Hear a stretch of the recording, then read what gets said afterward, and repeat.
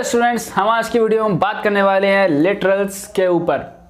Students video थोड़ा सा late आया है, उसके लिए सॉरी, लेकिन आपको वीडियोस टाइम टू टाइम मिलते रहेंगे।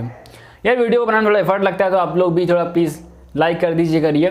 ज़रूरी नहीं आप लाइक कीजिए, वीडियो को डिसलाइक भी कर सकते हैं, लेकिन कुछ तो कीजिए भाई। कोई अगर आपको सजेशन हो वो कमेंट बॉक्स में ज़रूर कीजिएगा, डाउट भी कमेंट बॉक्स में पूछ सकते हैं आप। और लास्ट, चैनल को सब्सक्राइब करना मत भूलिएगा। चलो वीडियो शुरू करते हैं हम अपना। आज हम बात करेंगे लिटरल्स के बारे में, ठीक। अच्छा भैया, लिटरल्स का भैया पुराने टॉपिक कहाँ हैं? देखो पुराने टॉपिक है ना, उसकी मैंने एक पूरी प्लेलिस्ट बना रखी है, आप वहाँ पे जाकर चेकआउट कर सकते हैं, या फिर आपको आई बटन में मिल जाएगा, आप वहाँ से देख लीजिएगा। एक और रिक्वेस्ट वो ये है कि आप सारी वीडियोस को सीरीज़ में देखिए, तो आपकी अंडरस्टैंडिंग ज़्यादा अच्छी होगी। ओके चलो हम शुरू करते हैं, ज़्यादा बात नहीं करते हुए। लिटरल्स सबसे पहले बात करते हैं। लिटरल्स होता क्या? देखो, literals are often refer as constants, यानी कि जो कांस्टेंट वैल्यू होती है हम उसको बोलेंगे लिटरल, ठीक। जैसे अब देखो क्या है, these are data item that are fixed value, ठीक है, वही मतलब होता है इसका। ये इसकी डेफिनेशन हो गई बेसिकली, ये इसकी डेफिनेशन, ठीक है। अब now there are 5 types of literals in Python, ठीक। हर लैंग्वेज में लिटरल्स अलग अलग टाइप के होते हैं, ठीक। तो आपकी इस पाइथन लैंग्वेज के अंदर 5 टाइप्स के दिए गए हैं। वो क्या है? String literals, numeric, boolean and special literal none. ये थोड़ा इंपॉर्टेंट लिटरल है, ठीक है। एंड इसके बाद लिटरल करेक्शंस। ओके सो हम इस वीडियो में सभी की बात करेंगे, तो चलिए हम पहले एक एक को डीप में जाके समझते हैं कि ये क्या होता है। ओके चलो हम शुरू करते हैं। फर्स्ट ऑफ ऑल जो हमारा पहला टॉपिक आया है वो ये है स्ट्रिंग लिटरल क्या होता है, ठीक। हम स्ट्रिंग लिटरल की बात करते हैं।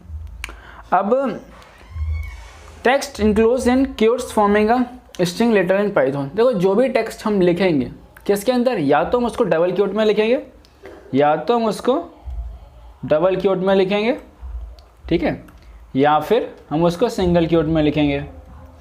जो भी टेक्स्ट आपका डबल कीवर्ड या सिंगल कीवर्ड्स के अंदर बंद है, पाइथन के अंदर आप लिख रहे हैं, उसको हम बोलते हैं लिटरल, ठीक। इसके लिए आपको 2 एग्जांपल मिल जाएंगे। हेलो वर्ड यहाँ डबल कीवर्ड्स में लिखा हुआ है और यहाँ सिंगल कीवर्ड्स में लिखा हुआ है, ठीक है। तो कीवर्ड्स से कोई इश्यू नहीं, लेकिन आपको एक चीज़ ये याद रखनी है कि जिससे तुम्हें स्टार्ट कर रहे हो भाई, तुम्हें उसी से ख़त्म करना है। कैसे भैया? जैसे यहाँ देखो हेलो वर्ड लिखा हुआ है, ठीक, हाँ भैया लिखा है, ये डबल कीवर्ड्स लगे हैं स्टार्टिंग में, हाँ, और आखिरी में क्या डबल कीवर्ड से बंद किया है, ठीक। वो ऐसे कि अगर इसको ऐसे लिखोगे हेलो वर्ड और सिंगल कीवर्ड से बंद कर दो तो एरर शो करेगा, ठीक है। तो ये गलती मत करना। एरर का भी एक्चुअली आपको एरर समझ में आने चाहिए, इसी वजह से मैं आपको आईडी पे चला के दिखाता हूँ। और हो सकता है इस वीडियो का आपको एक और वीडियो मिलेगा जिसमें मैं आईडी में चला के दिखाऊंगा ये जो भी मैं पढ़ा रहा हूँ इस वीडियो में, ठीक है। अब नीचे की इंपॉर्टेंट डेफिनेशन है, इनसाइट है, आपको बिल्कुल डीप जाके पढ़ा रहा हूँ मैं। नॉन ग्राफिक कैरेक्टर्स आपको अपनी बुक में मिलेगा, नॉन ग्राफिक कैरेक्टर्स। अब ये क्या होते हैं, इनके बारे में बताओ भैया। नॉन ग्राफिक कैरेक्टर वो कैरेक्टर होते हैं जो तुम्हें दिखते नहीं हैं, लेकिन तुम्हें सिर्फ उनकी जो ऑब्जर्वेशन यानी कि उनका एक्शन दिखाई देता है, ठीक है। जैसे तुम एंटर प्रेस करते हो अपने में, ठीक है, एंटर प्रेस की, तुम्हें क्या दिखाई दिया वहाँ पे कुछ? जब तुम अपने आईडी में लिखते हो कोडिंग, तुमने एंटर प्रेस की, तुम्हें क्या वहाँ दिखाई दिया? नहीं दिखाई दिया ना। लेकिन वो जो तुम एंटर प्रेस कर रहे हो उसका एक्शन होता है। क्या एक्शन होता है कि जो हम लिख रहे होते हैं वो नेक्स्ट लाइन से आ जाता है। हाँ भैया होता ही है, ठीक है। तो समझे ग्राफिक कैरेक्टर क्या होता है। अब इसके एग्जाम्पल देखते हैं हम। इसके एग्जाम्पल है back space, tab, carriage return, okay. और ये है ना, इसको हम रिप्रेजेंट करेंगे एस्केप सीक्वेंस। अब भैया ये एस्केप सीक्वेंस क्या है, तो चलो हम आगे बताते हैं एस्केप सीक्वेंस क्या है।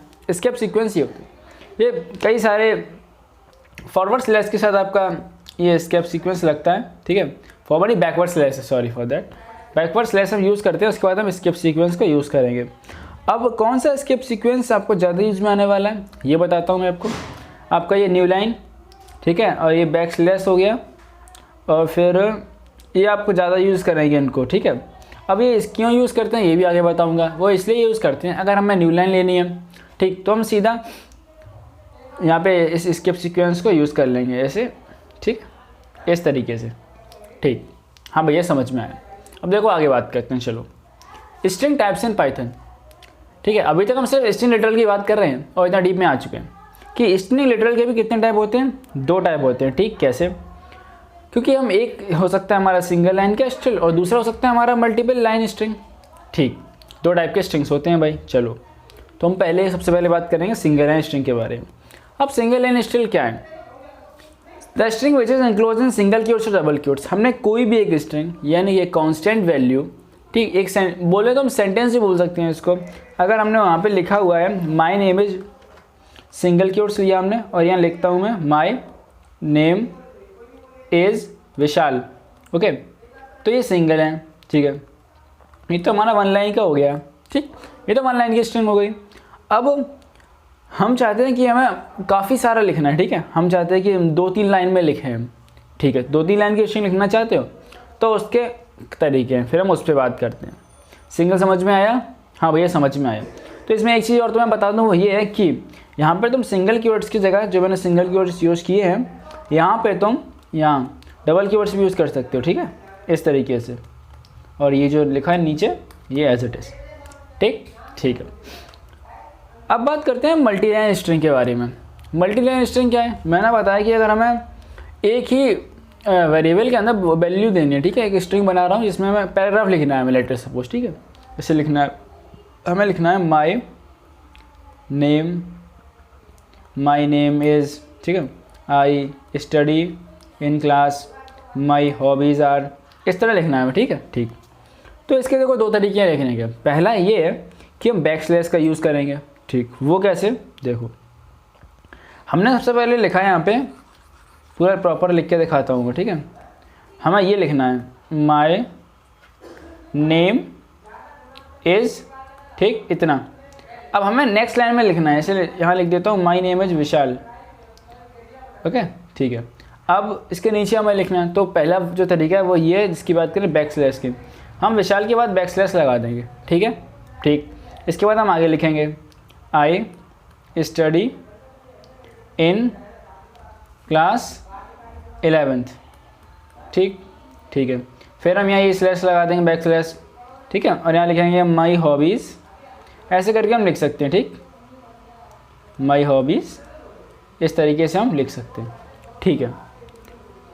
अब जो सेकेंड वे है वो ये है तुम्हारा कि जो सेकेंड तरीका है वो आपका ये वाला है, बाय यूजिंग ट्रिपल क्योट्स, ठीक।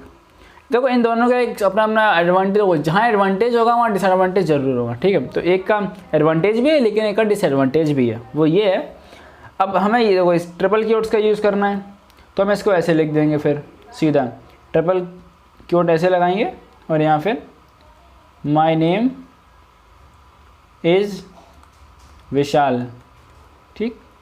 इसके बाद आई study in class 11th and my hobbies, ठीक, इस तरीके से। और ये हम ट्रिपल क्योट से बंद कर देंगे, ठीक। और जो हमने ऊपर लिखा हुआ है इसको हम सिंगल क्योट से बंद करेंगे, ठीक है, बंद करना ज़रूरी है आपको, ठीक है। अब देखो दोनों में क्या है, हमें जब यहाँ पे नई लाइन में आना था मल्टी लाइन ये ट्रिपल क्योट्स वाले में, तो हमने क्या किया, यहाँ पे हमने कुछ यूज़ नहीं किया, हम सीधे नीचे चले आए, ठीक है, ठीक, हाँ समझ में आया। अब तो मैं इसका एडवांटेज डिसएडवांटेज बताता हूँ मैं साइज में फ़र्क पड़ता है कैसे। अब देखो स्ट्रिंग साइज की स्ट्रिंग की बात करते हैं, कोई स्ट्रिंग है हाँ तो उसका साइज भी होगा, ठीक, वो कैसे? पहली स्ट्रिंग देखते हैं, देखो ABC लिखा हुआ है, हाँ भैया ABC दिख रहा है मुझे साफ साफ, तो इसका साइज़ क्या है? देखो एक A कैरेक्टर है, B A कैरेक्टर है, C A कैरेक्टर है, इसका साइज़ 3 है, हाँ भैया ठीक है, साइज़ 3 है, ओके। अब देखो ये वाला देखते हैं, ये क्या है, इसमें भैया एक बैकवर्ड स्लैश है और आपने A लिखा हुआ है और B लिखा है, भैया लेकिन साइज इसका 3 होना चाहिए, 2 है, ऐसा क्यों? देखो इसलिए क्योंकि मैं अभी आपको बताया था मैंने स्किप सीक्वेंस, जो भी लेटर्स आपके स्किप सीक्वेंस में आते हैं उनका साइज 1 होता है, 1, ठीक है, इनका जो साइज है 1 हो जाता है। अब यहाँ पे जो आपका ये है A, इसका एक साइज है और ये B है, ये भी एक साइज काउंट करता है, इसीलिए इसको टोटल कैलकुलेट करके जो इसका साइज आया है वो है 2, ठीक। मैं आपको इसका साइज पूरा आईडी पे निकाल के दिखाऊंगा, ठीक है, कि कैसे शो होता है, ओके। अब एक और एग्जांपल देखते हैं, यहाँ पर जो हमारी स्ट्रिंग है वो डबल क्योट्स में ली गई है, ठीक है भैया, ली गई है। अब इसका साइज़ देखो, इसका साइज़ अभी बताते हैं भैया, इसका साइज़ है 1 2 3 4 नहीं है, इसका साइज़ है 3, वो क्यों? वो इसलिए अभी देखो बताया मैंने, यहाँ पे A है ना, ये आपका एस्केप सीक्वेंस है तो इसका साइज़ क्या है 1, और जो B है वो उसका भी साइज़ होगा 1 और जो सी है ना उसका भी साइज होगा 1। तो इन तीनों को ऐड करेंगे तो कितना आ जाएगा, 3 हो जाएगा। हाँ भैया चीज़ें समझ में आई, ठीक। अब चलो हम आगे बात करते हैं। फॉर मल्टीलाइन स्ट्रिंग में क्या हो रहा है, देखो यहाँ पर 2 तरीके थे आपके, ठीक है। वो ये कि जब आप यहाँ पे जब आपने ट्रिपल कोट्स को यूज़ किया था, ठीक है, और आप सीधा एंटर बटन प्रेस कर रहे थे, तो यहाँ पे क्या होगा, ये एंटर बटन आप प्रेस करेंगे यहाँ पे तो कैरेज रिटर्न का साइन है, ठीक है। अब क्या है कि आपने एंटर बटन प्रेस किया तो एक तो आपका ए का साइज हो गया, ठीक, हाँ भाई ये ए का हो गया। लेकिन जो अभी कैरेज रिटर्न बार बार एंटर बटन प्रेस कर रहे हैं ना, वो भी एक एस्केप सीक्वेंस है, यानी कि जो एंटर बटन है वो भी एक एस्केप सीक्वेंस है, तो उसका भी एक साइज़ हो गया, ठीक। हमने बी किया, ठीक है भाई, बी का एक साइज़ हो गया। और यहाँ जो ये एंटर बटन फिर से प्रेस किया हमने नीचे जाने के लिए, तो एक बार फिर से इसका साइज़ फिर से 1 हो गया, और सी है तो इसका साइज़ 1 हो गया, ठीक है। अब देखना ही क्या डिफरेंस लेके आएगा तुम्हारे साइज़ में। ये 3 हो गए, ठीक है, और एक ये 2 हो गए, तो 3 + 2 भैया 5। तो जो आपका इसका साइज़ आया है ना, इसका जो साइज़ है वो 5 है, ठीक। अब हम इसकी बात करते हैं, टेक्स्ट 2 की तरफ बढ़ते हैं। टेक्स्ट 2 में क्या है, ये ए है, ठीक, इसका साइज़ 1, और बी है, बी का साइज़ 1, एंड देन सी का साइज़ 1, ठीक। इसका जो साइज़ आएगा टोटल वो साइज़ आएगा 3, ठीक। तो ये बेटर है क्योंकि यहाँ पे आपने एंटर की आपको प्रेस नहीं करनी है, आपको बस सिंपली साइन लगा देना है। इसका मतलब है कि आप इसे नीचे से लिखना शुरू कर सकते हैं, ठीक है। तो यहाँ पे साइज़ का बहुत बड़ा डिफरेंस होता है, तो ये आपको याद रखना है इन दोनों तरीक़ों में। ये जब ये बैकवर्ड स्लैश यूज़ कर रहे हैं तब क्या हो रहा है, और जब नहीं यूज़ कर रहे हैं तब क्या हो रहा है, ठीक। अब हम चलते हैं दूसरा न्यूमेरिक लिटरल्स की तरफ। These are 3 different numerical types. अब इसमें भी 3 टाइप के होते हैं, ठीक है। उनका क्या क्या काम होता है, देखो इंट होता है। इंट में क्या होता है, इंट में आएंगे आपके इंटीजर वैल्यूज़, ठीक है, जैसे 2, 4, 6, कोई वैल्यू ले सकते हैं। फ्लोट में क्या होता है, फ्लोट में आपकी वो वैल्यूज़ आएंगी जिसमें डेसिमल होना चाहिए, ठीक है, जैसे 2.86, 0.6, 7 पॉइंट, और कॉम्प्लेक्स नंबर में आपकी कॉम्प्लेक्स वैल्यूज़ आती हैं, ठीक है, कॉम्प्लेक्स वैल्यूज़।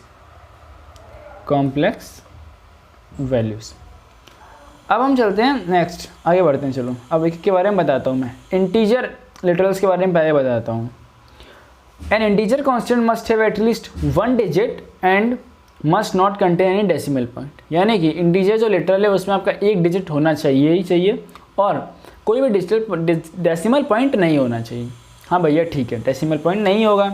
अब देखो ये क्या है, लेकिन इट में कंटेन आइदर पॉजिटिव और नेगेटिव साइन। ये पॉजिटिव साइन भी हो सकता है, इसमें नेगेटिव साइन भी हो सकता है, वो ऐसे इसे 7 लिखा है हमने, ठीक है, तो ये +7 भी हो सकता है और -7 भी हो सकता है, ठीक है भैया। लेकिन a number with no sign is assume to be positive.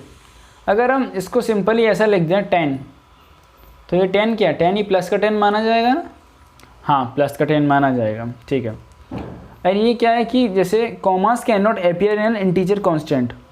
हम लोग जो नॉर्मली लिखते हैं, अगर हमें 10,000 लिखना हो तो कैसे लिखेंगे हम, इस तरीके से 10 0 0 0, ये 10,000 हो गया। लेकिन यहाँ पे ऐसे इनपुट नहीं दे सकते हैं, कॉमास, ये जो कॉमा है ये इसको बीच में नहीं, ये आपका सिंपली 10,000 लिखना है, तो आप इसको ऐसे लिखिए 10 0 0 0, ओके।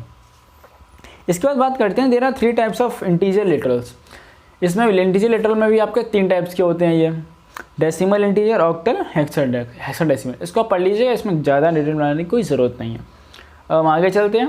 देखो मैं आपको जो भी पढ़ा रहा हूँ वो आपके बोर्ड लेवल का है, तो आपका जो पेपर में आएगा या फिर जो भी आपकी इन्फॉर्मेशन है वो अच्छी होनी चाहिए, इसलिए। अब हम बात करेंगे फ्लोटिंग पॉइंट लिटरल्स के बारे में।